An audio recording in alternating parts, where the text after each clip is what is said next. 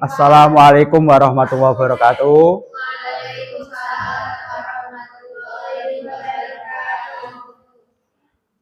Selamat siang anak-anak. Bagaimana kabar kalian hari ini? Oke, sebelum kita masuk ke pembelajaran, alangkah baiknya kita berdoa terlebih dahulu agar diberikan kelancaran dalam pembelajaran. Al-Fatihah bismillahirrahmanirrahim.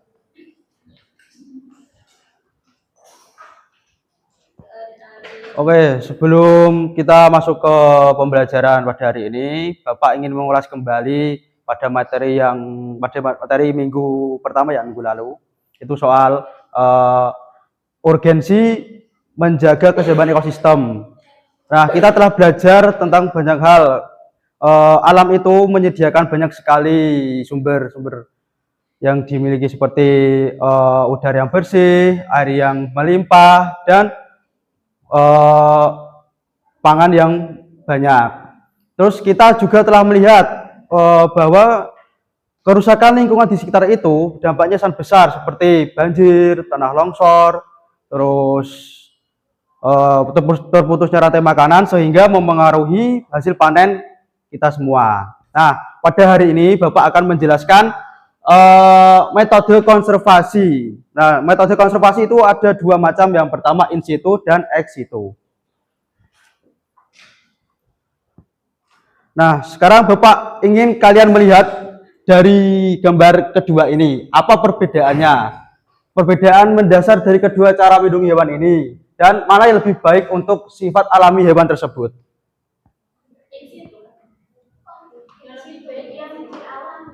Oh, yang ini, yang di alam ini.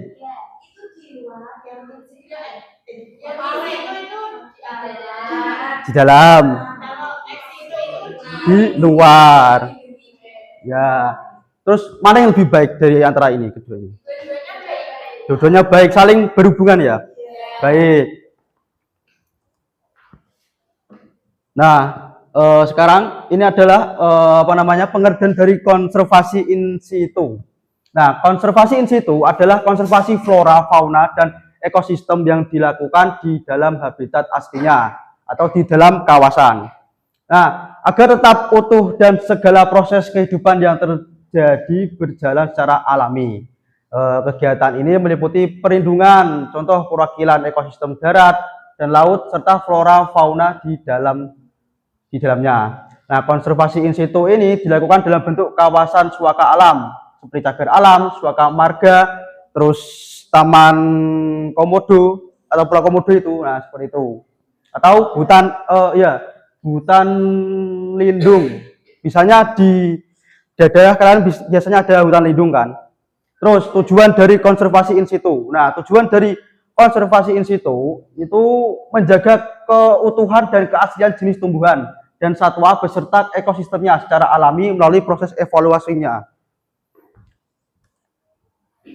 Yang kedua yaitu konservasi ex situ pengertiannya. Nah, konservasi ex situ atau di luar kawasan adalah upaya konservasi yang dilakukan dengan menjaga dan mengembangbiakan jenis tumbuhan dan satwa di luar habitat alaminya dengan cara pengumpulan jenis, pemeliharaan, dan budidaya atau penangkaran. Nah, tempat konservasi ex situ dilakukan pada tempat seperti kebun binatang, kebun botani, dan taman hutan raya. Tujuan dari ex situ ini tentu saja untuk pencegahan kepunahan dari mangsa predator atau dari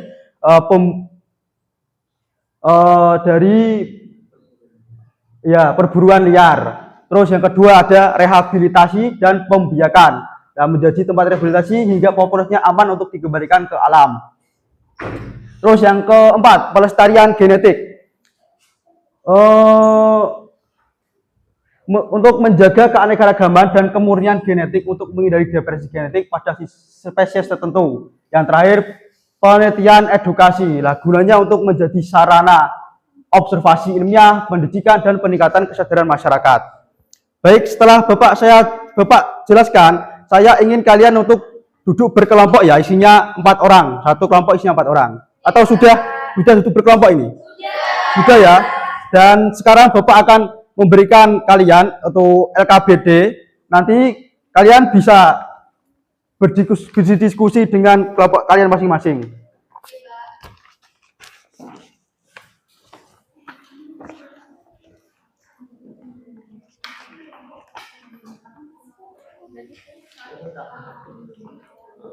Nah, sekarang Bapak memberikan waktu pada kalian, yaitu ada berapa menit? 4 menit saja ya cukup. Dikerjakan, jangan tergesa-gesa.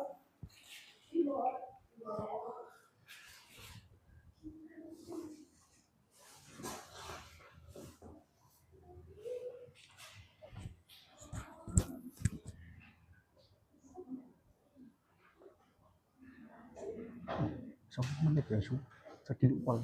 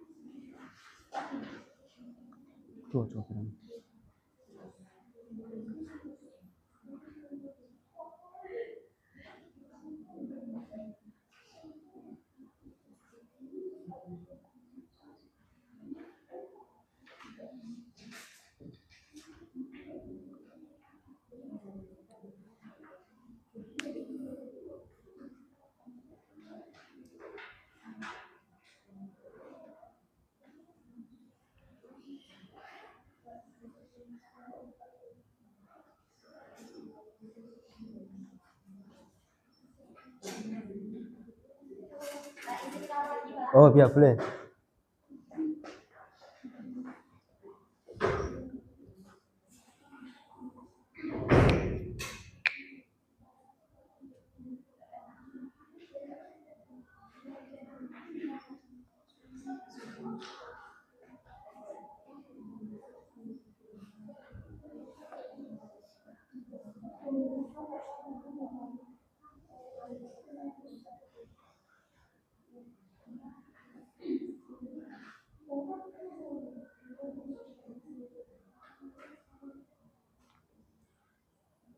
Sudah selesai? Oke.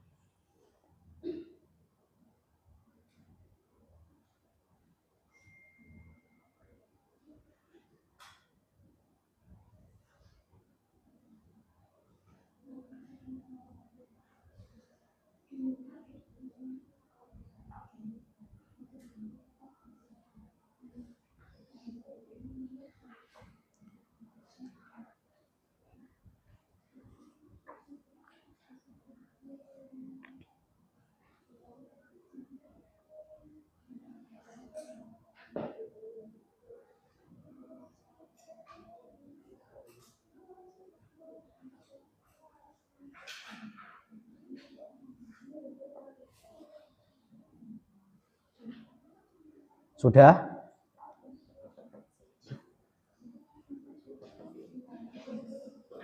Oke, sudah ya.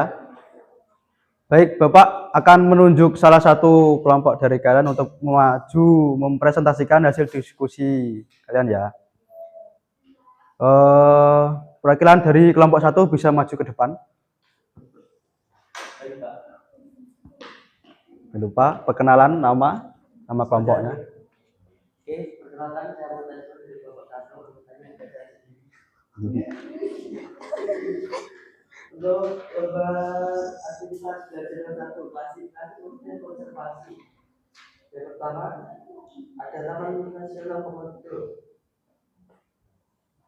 Kategorinya konservasi in situ. Alasannya adalah karena hewan seperti komodo dijaga alami dengan habitatnya terhadap pertahanan manusia secara langsung. Yang kedua untuk binatang dari Sumatera, itu masuk dalam kategori konservasi ex situ. Alasannya karena ditempatkan di lingkungan buatan atau kandang dan bagus untuk ada pembelajaran manusia. Dan ketiga ada swasta bersama masuk dalam kategori konservasi ex situ karena fokus menjaga keaslian dan ketatapan karena satwa seperti secara alami. Dari lain ada satu kali masuk dalam kategori ini itu karena kawasan itu ada buatan manusia pasti atau wisata itu juga ada itu juga Ya, ya. nah untuk yang aktivitas kalau pecahan masalah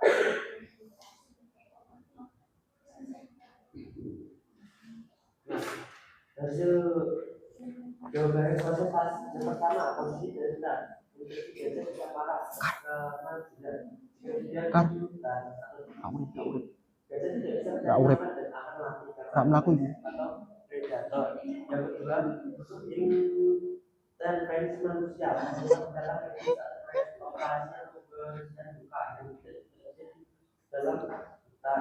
Yang ketiga pemulihan itu berfungsi sebagai rumah sakit untuk menstabilkan kondisi sampai gajah mampu hidup mandiri. Dan yang terakhir tujuan akhir setelah dari dinyatakan total oleh dokter dewan gajah ada dikonsentrasikan dan aslinya atau itu akan tetap jadi bagian dari ekonomi. Nah, kesimpulannya pelestarian di situ adalah upaya pelestarian yang dilakukan dalam habitat aslinya sehingga hewan atau tetap hidup alami berinteraksi dengan ekosistemnya dan menjaga keseimbangan alam tanpa gangguan manusia.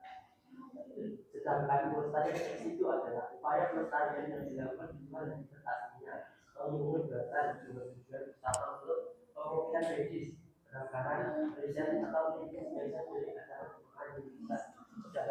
Sudah? Oke, boleh duduk. Boleh duduk ya.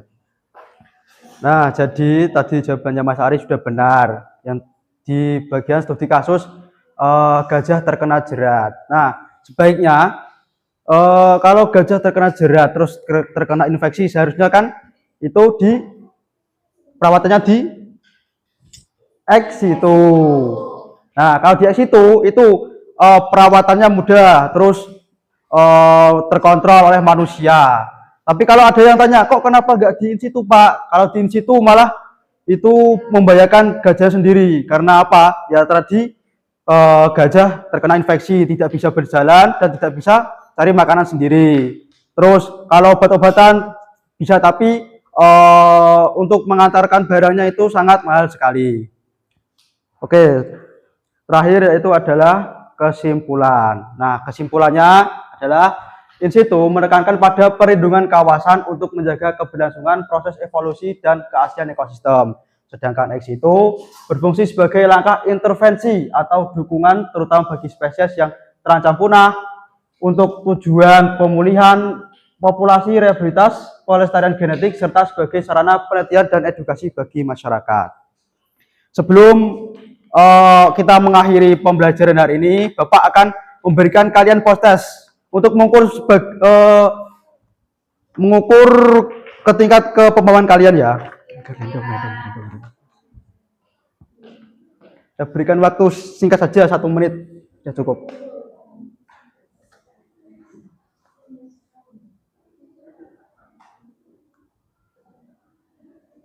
Bro. Konek disper.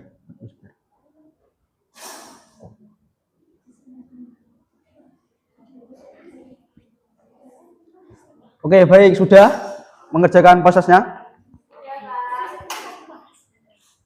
Oke, sekian dari saya. Bila ada kekurangan mohon dimaafkan. Semoga di pertemuan besoknya kita bisa bertemu kembali. Wassalamualaikum warahmatullahi wabarakatuh.